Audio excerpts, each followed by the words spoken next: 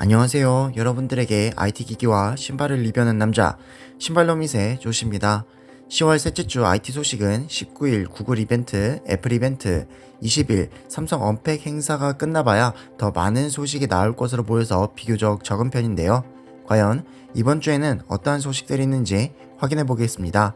그럼 지금부터 10월 셋째 주 IT 소식을 전달해 드리도록 하겠습니다.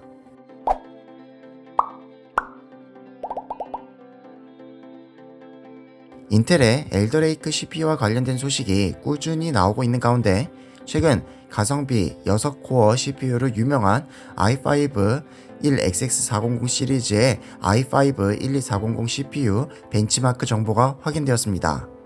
확인된 벤치마크 정보에는 CPU Z 벤치마크로 싱글코어와 멀티코어 벤치 정보가 담겨져 있는데 그중 싱글코어 점수의 경우엔 i5 12400이 681점에 5600X가 624점을 기록한 것으로 확인되었습니다. 이어 멀티코어의 경우엔 동일한 6코어 12스레드의 i5 12400의 경우 4983점 점수를 기록했는데 AMD 라이젠 5 5600X의 경우엔 4811 점수로 i5 12400 대비 소폭 낮은 것으로 확인되었습니다. 이와 별개로 시네벤치 벤치마크도 함께 확인되었는데 여기서도 i5 12400이 멀티스레드 기준 4784점을 기록한 반면 AMD 라이젠 5 5600X의 경우엔 4475점으로 i5 12400이 더 좋은 성능을 보였습니다. 상계 벤치마크와 최근 유출된 다양한 벤치마크 정보를 종합해보면 현재 게이밍 성능에 있어서는 DDR5로 변경되는 만큼 아직 섣부른 판단을 할 수는 없는 상황이지만 실질적인 순수한 CPU 성능에 있어서는 현재 i5 12400이 경쟁사 라이젠 5 5600X보다 더 빠른 성능을 보일 것으로 예측됩니다. 애플이 한국 시간 19일 새벽 2시 온라인으로 스페셜 이벤트를 개최합니다. 이번 이벤트는 봉인 해제라는 이름을 가지고 있고 이번 이벤트는 애플의 두 번째 가을 이벤트입니다. 지난달 열린 이벤트에서는 아이폰 13 시리즈, 애플워치 시리즈 7, 6세대 아이패드 미니, 9세대 아이패드 등이 공개되었습니다. 이번 이벤트에서는 소문으로 돌고 있는 신형 맥북 프로 및 에어팟 등이 공개될 것으로 전망되고 있습니다. 신형 맥북 프로는 새로운 애플 M1 X 칩이 탑재되고 디자인이 변경될 것으로 알려졌으며 신형 에어팟은 에어팟 프로와 유사한 디자인이 채용될 것으로 기대를 모으고 있습니다. 또한 이벤트에서는 M1 X 칩이 탑재된 고급형 맥 미니가 함께 공개될 가능성도 있다고 외신은 전했습니다. 마이크로소프트와 AMD가 이번 주 윈도우 11 PC에서 보고된 라이젠 CPU 성능 저하 문제를 수정한 패치를 제공할 예정이라고 외신이 보도했습니다. AMD에서 공식 발표한 자료에 따르면 현재 일부 윈도우 11에 호환되는 AMD 프로세서 중 CPU의 L3 캐시 레이턴시가 최대 3배 늘어나고 애플리케이션과 게임에 따라서 적게는 3%에서 5%, e스포츠 게임의 경우엔 최대 10%에서 15%가량의 성능 하락이 발생하고 있다고 합니다. AMD는 현재 수정 작업을 진행 중이며 조만간 업데이트를 배포할 예정입니다. MS가 10월 19일 업데이트를 출시하고 10월 21일 AMD 드라이버 업데이트가 출시될 계획이므로 목요일이면 문제가 해결될 가능성이 높다고 외신은 전했습니다. 한편 마이크로소프트는 업데이트가 출시되기 전까지 윈도우 11 업데이트를 AMD 라이젠 기반 PC에 제공하지 않을 예정이며 때문에 수동 업데이트는 가능하지만 자제하는 편이 좋겠습니다. 구글 최신 플래그십 스마트폰 픽셀 6 시리즈가 4번의 안드로이드 OS 업그레이드와 5년 동안 보안 패치를 받을 것이라고 외신이 보도했습니다. 픽셀 6 시리즈는 안드로이드 12 OS를 사전 탑재하고 출시되는데 2025년 안드로이드 16까지 OS 업데이트를 받고 2026년 10월까지 보안 업데이트 패치를 받게 될 것이라고 외신은 전했습니다. 현재 픽셀 스마트폰은 3번의 메이저 OS 업데이트와 3년의 보안 패치를 받고 있습니다. 그리고 참고로 안드로이드 OEM 중에서는 삼성전자가 일부 플래그십 모델의 출시 후 4년간 업데이트를 보장하고 있습니다. 구글은 이번 주 19일 픽셀 이벤트를 열고 픽셀 6, 픽셀 6 프로를 공식 발표할 예정입니다. 삼성전자가 오는 20일 삼성 갤럭시 언팩 파트 2 이벤트를 열 예정입니다. 삼성전자는 뉴스룸을 통해 오는 20일 오후 11시 온라인으로 언팩 행사를 개최한다는 내용이 담긴 초대장을 공개했습니다. 미국 동부 시간 기준으로는 같은 날 오전 10시에 행사가 진행될 예정입니다. 삼성전자는 지난 8월 갤럭시 언팩을 열고 갤럭시 Z 폴드 3, 갤럭시 Z 플립 3 등 폴더블 스마트폰 신제품을 선보인 바가 있는데 삼성이 공개한 티저를 분석해보면 이번 이벤트에서는 갤럭시 Z 플립 3의 비스포크 에디션을 공개할 것으로 보입니다. 13초 분량의 티저 영상에서는 비스포크 디자인을 떠올리게 하는 각양각색의 정사각형이 박스 모양으로 합쳐지는 모습이 담겨져 있습니다.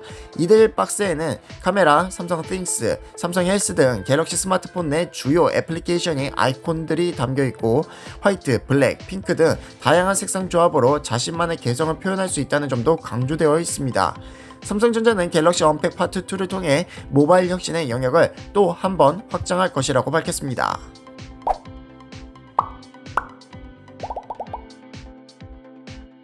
삼성전자 차세대 갤럭시 S22 울트라 케이스 렌더링이 온라인에 유출되었습니다.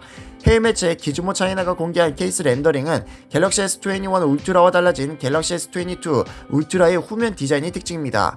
삼성전자는 갤럭시 S21 시리즈의 후면 스마트폰 프레임과 카메라 모듈을 통합한 컨투어 컷 디자인을 처음 선보였습니다. 그러나 갤럭시 S22 울트라는 쿼드 카메라, 레이저 오토포커스, LED 플래시를 갖춘 P자형 디자인으로 바뀔 것으로 전망되며 카메라 레이아웃은 동일합니다.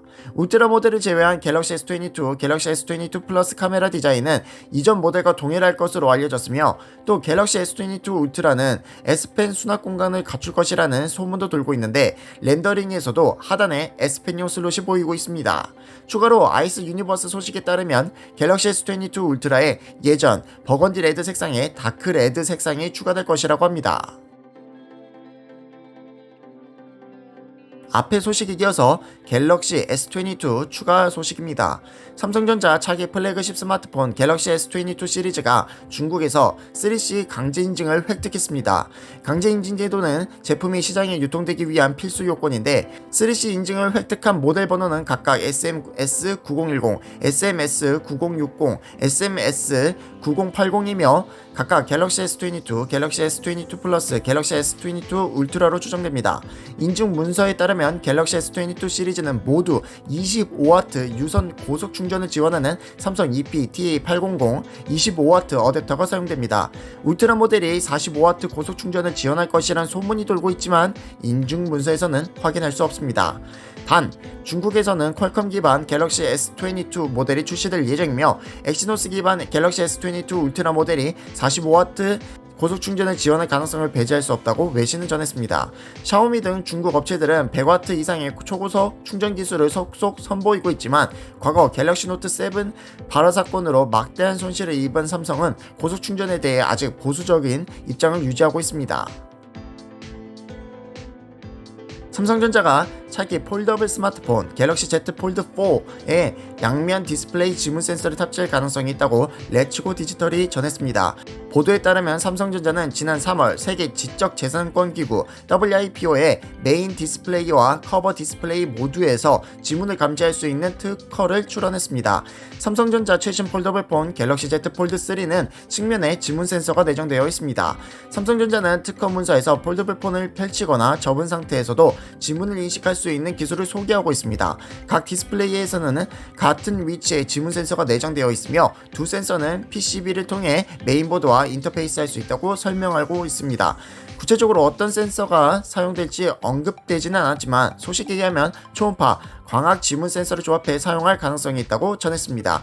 삼성전자는 갤럭시 Z 폴드 3에 폴더블 폰 최초 구현된 방수 기능 및 S펜을 셀링 포인트로 내세우고 있습니다. 차기 모델은 새로운 지문 인식 기술을 셀링 포인트로 활용할 가능성이 높아 보입니다.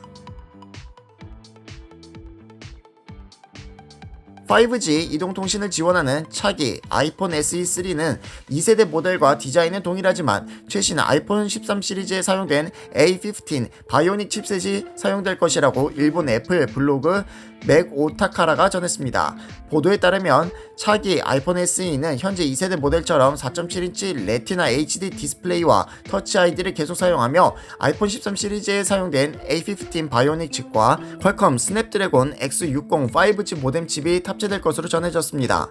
또 차기 아이폰 SE 생산은 오는 12월 중 시작되며 2022년 봄에 출시될 것으로 매체는 전했습니다. 차기 아이폰 SE 모델은 역대 가장 저렴한 5G 아이폰으로 기대를 모으고 있으며 최신 아이폰 13 미니는 $699에 판매되지만 차기 아이폰 SE는 이보다 저렴한 가격에 출시될 것이란 전망도 나오고 있습니다.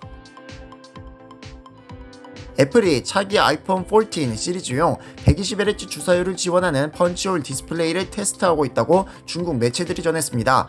보도에 따르면 차기 아이폰 14 시리즈는 애플 내부에서 D85X 코드명으로 불리며 테스트에 사용되는 120Hz 주사율 펀치홀 디스플레이는 초기 솔루션이지만 양산 모델에도 사용될 가능성이 높다고 매체는 전했습니다.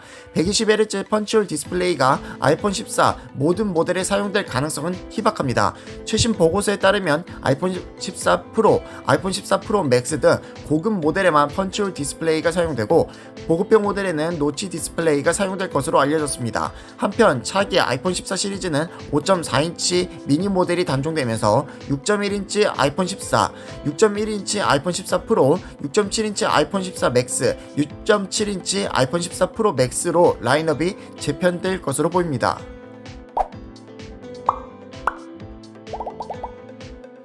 자, 여기까지 10월 셋째 주 IT 소식을 알려드렸습니다. 인텔의 12세대 엘더레이크가 다시 경쟁사 AMD 대비 좋은 성능을 보여준다는 소식과 이번 주에 있을 구글 및 애플 이벤트, 삼성 언팩 파트2 행사 등에 대한 소식이 주요 소식이었는데요. 반도체 수급이 제대로 되지 않는 상황에서도 신제품 출시는 꾸준히 되는 것 같습니다. 그리고 참고로 갤럭시 S21 FE 출시일에 대한 말들이 많은데요. 어떤 매체는 이번 달, 어떤 매체는 내년 1월로 예상하고 있는 만큼 출시 시기도 애매한데 소식까지도 헷갈리게끔 하고 있습니다. 뿐만 아니라 지포스 RTX 3050 Ti, 3050을 엔비디아가 포기하지 않고 있다는 소식과 RTX 30 시리즈를 MSRP를 떨어뜨리지 않으려 하고 있다는 소식도 들리고 있는데 지금 코시국 속에 여기저기 소비자를 힘들게 하는 소식들만 들리는 것 같습니다. 여러분들도 그렇게 느끼시지 않으시나요? 그럼 지금까지 영상 봐주셔서 감사드리며 이번에 전해드린 소식들에 관한 여러분들의 생각을 아래 댓글로 남겨주시고 덤으로 좋아요, 댓글, 구독도 해주시면 감사하겠습니다. 그럼 여러분들에게 IT 기기와 신발을 리뷰하는 남자 신발놈 미세의 조씨는 다음 영상에서 찾아뵙겠습니다.